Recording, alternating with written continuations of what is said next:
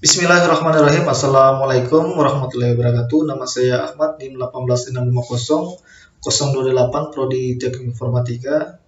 Kali ini saya akan mereview kembali materi dari mata kuliah Manajemen Proyek TI, yaitu tentang fase analisis. Di mana tujuan dari fase analisis adalah mendefinisikan secara tepat apa yang dapat dilakukan sistem untuk user dan bagaimana sistem tersebut menyesuaikan dengan lingkungan user. Aktivitas utama dari fase ini adalah untuk menghasilkan dokumen yang menjelaskan arti lingkungan sistem, disebut dengan functional specification. Setelah mengerjakan FS, Anda kini memiliki pengetahuan yang lebih dibanding pada fase definisi, sehingga Anda harus meninjau ulang rencana permulaan proyek dan perkiraan awal. Dalam fase ini, Anda harus menghadapi apa yang akan dilakukan, bukan mengenai bagaimana hal tersebut akan dilakukan, karena fase desain akan membahasnya. Aliran data Yurdon, di mana Edward Yurdon menemukan sebuah metode grafik untuk mendokumentasikan dan mengendalikan proses analisis yang menjadi sangat populer. Pendefinisian user, analisis bersama-sama dengan user mengembangkan diagram seperti yang dimana mereka mulai dengan membuat daftar semua user yang memiliki hubungan dengan sistem termasuk user tidak langsung seperti student.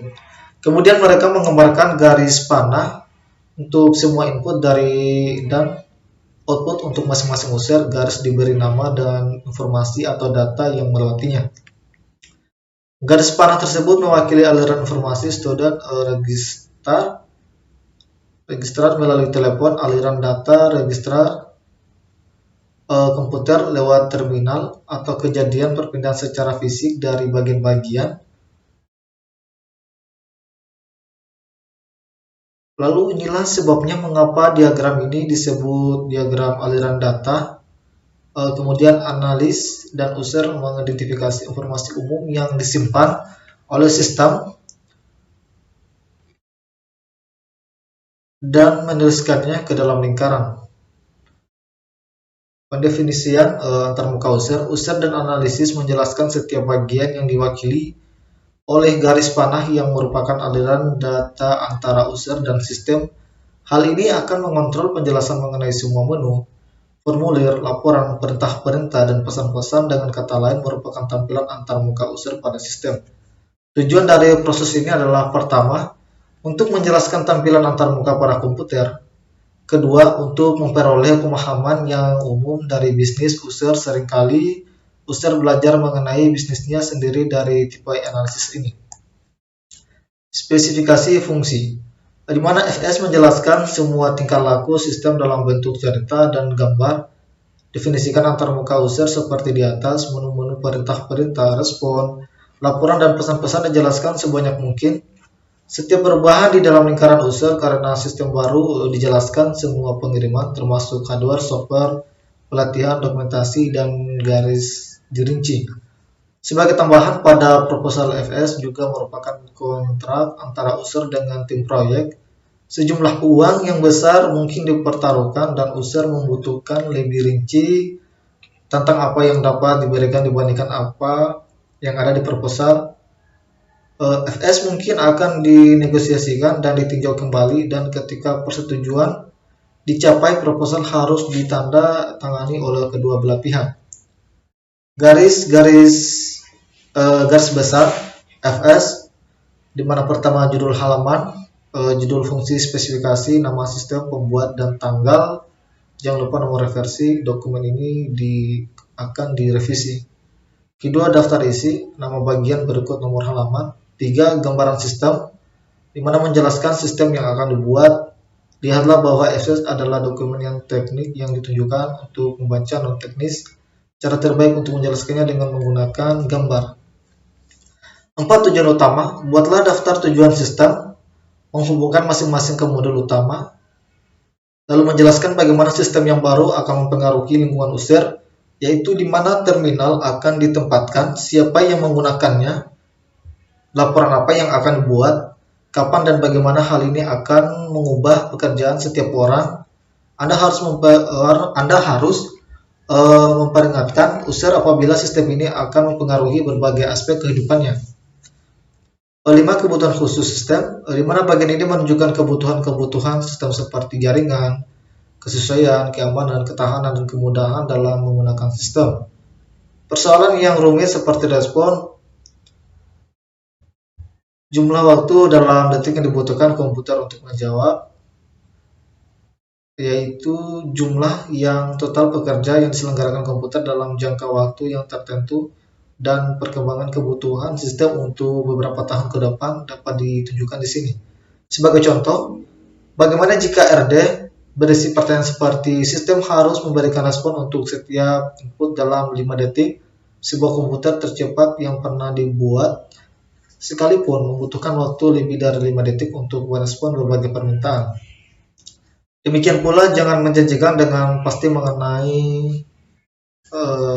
throughput atau growth, janji-janji yang pasti dapat diberikan pada sejumlah hal seperti jumlah user, ukuran file, transaksi per menit, atau membangun hardware, akan tetapi hal-hal tersebut mungkin sulit dipenuhi pada waktu penerimaan. 6. Deskripsi komponen.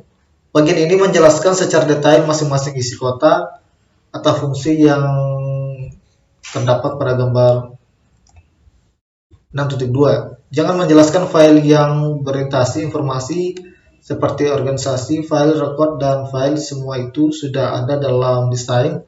Lakukan pernyataan yang menunjukkan batasan seperti jumlah maksimum kursus yang dapat ditangani oleh sistem. 7. Pengiriman yang lain, di mana dokumentasi menyatakan jumlah dokumen yang dihasilkan, pembaca yang diharapkan, dan kegunaannya. User guide sebaiknya menyediakan dua tujuan, pertama sebagai alat pembelajaran, lalu kedua sebagai referensi dalam petunjuk seluruh perintah dan pesan yang disajikan secara alfabet.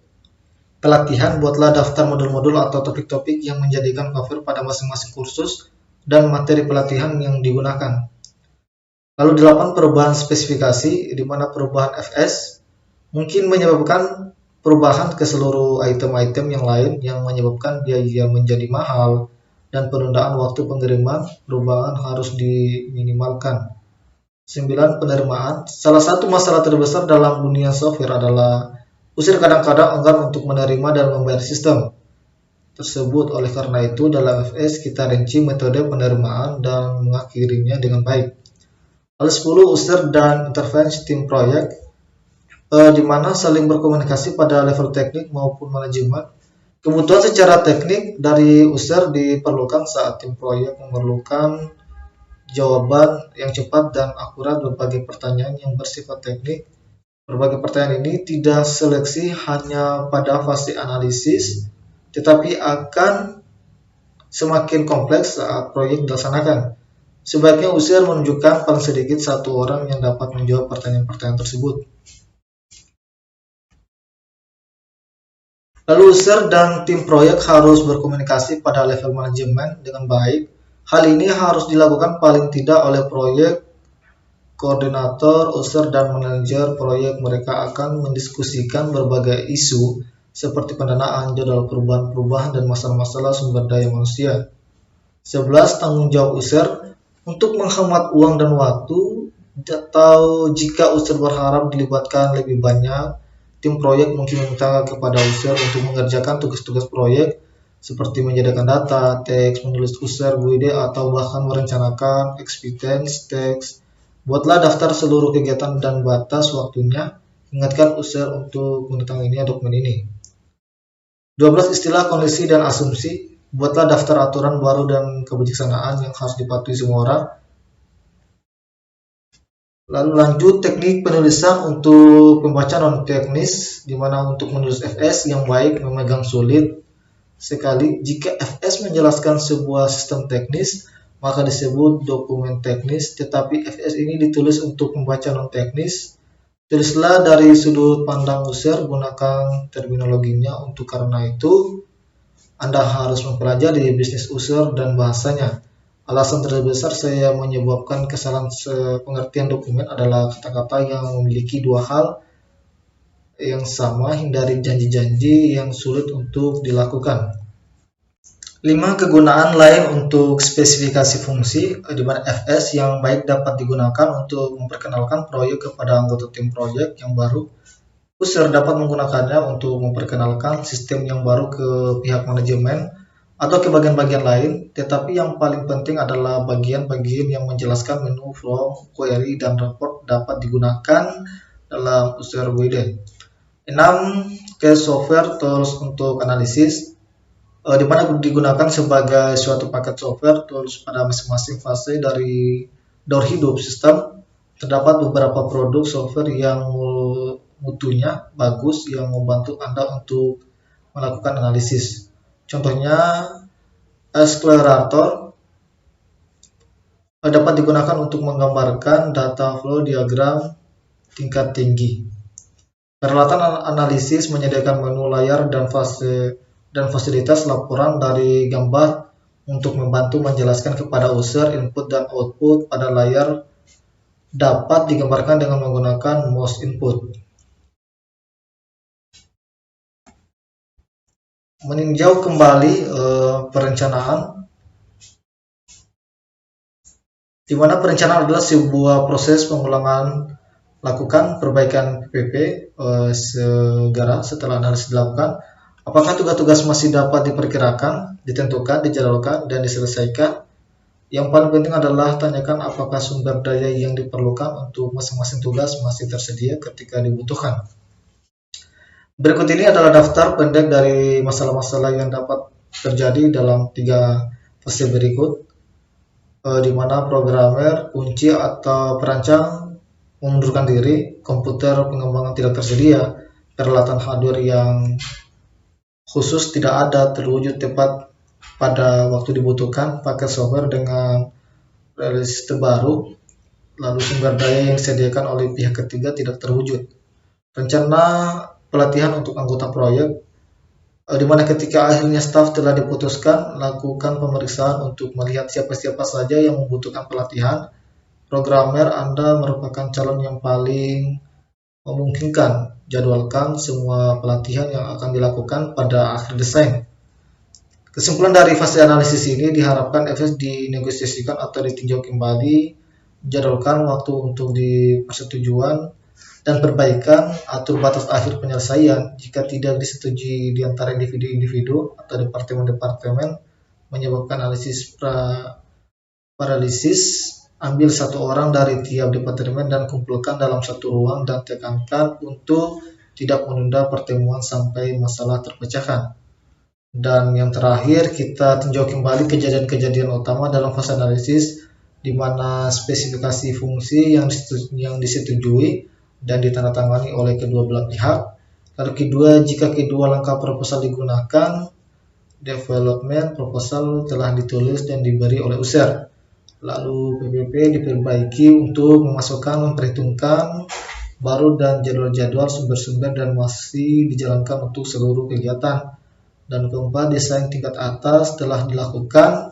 Hal ini mungkin tidak jelas, tetapi Anda harus mengerjakan TLD ketika Anda menemukan gagasan dan menggambarkan. Mungkin itu saja yang saya dapat jelaskan tentang materi fase analisis. Saya akhiri dengan ucapan wabillahi taufiq wal hidayah. Wassalamualaikum warahmatullahi wabarakatuh.